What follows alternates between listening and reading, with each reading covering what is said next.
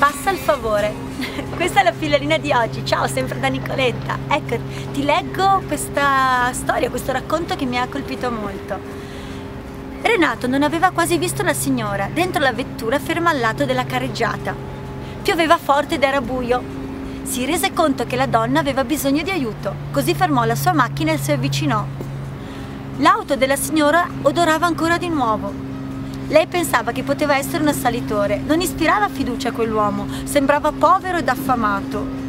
Renato percepiva che la signora aveva molta paura e le disse: «Sono qui per aiutarla, signora, non si preoccupi. Perché non aspetta nella mia auto dove fa un po' più caldo? A proposito, il mio nome è Renato». La signora aveva bucato una ruota ed era di età avanzata. Mentre la pioggia cadeva di rotto, Renato si chinò, collocò il crick e alzò la macchina, quindi cambiò la gomma, sporcandosi abbastanza.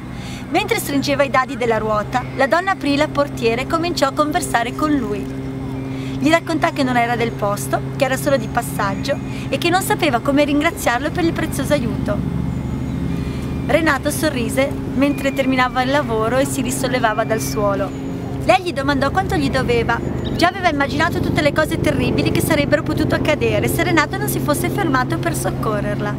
Ma Renato non pensava al denaro, gli piaceva aiutare le persone. Questo era il suo modo di vivere e rispose: «Se realmente desidera pagarmi, la prossima volta che incontra qualcuno in difficoltà, si ricordi di me e dia a quella persona l'aiuto di cui ho bisogno».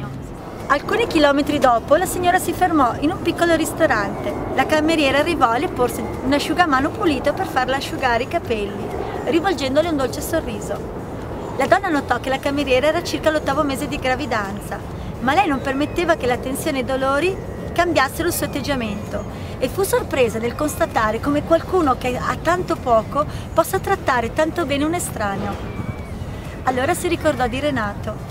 Dopo aver terminato la sua cena e mentre la cameriera si allontanò ad un altro tavolo, la signora uscì dal ristorante. La cameriera ritornò curiosa di sapere dove la signora fosse andata, quando notò qualcosa scritto sul tovagliolo, sopra il quale aveva lasciato una somma considerevole. Le caddero le lacrime dagli occhi, leggendo ciò che la signora aveva scritto. Diceva: «Tieni pure il resto. Qualcuno mi ha aiutato oggi e alla stessa maniera io sto aiutando te. Se tu realmente desideri restituirmi questo denaro, non lasciare che questo circolo d'amore termini con te. Aiuta qualcuno». Quella notte, rincasando, stanca, si avvicinò al letto. Suo marito già stava dormendo e rimase a pensare al denaro e a quello che la signora aveva scritto.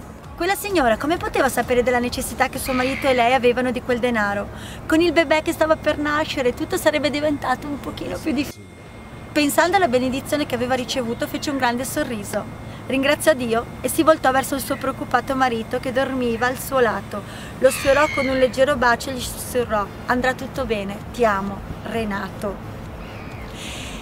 E cosa significa questo? Chi puoi aiutare oggi? Qual è la persona che gratuitamente puoi aiutare? Ricordi il film del bimbo a cui venne assegnato un compito in classe di trovare qualcosa che migliorasse il mondo? E lui cosa fece? Fece e inventò un sistema tale per cui ogni persona facesse un dono, facesse del bene a un'altra persona, e l'unico modo per essere ripagata era chiedere alla persona che aveva ricevuto del bene di fare altrettanto con 3 persone.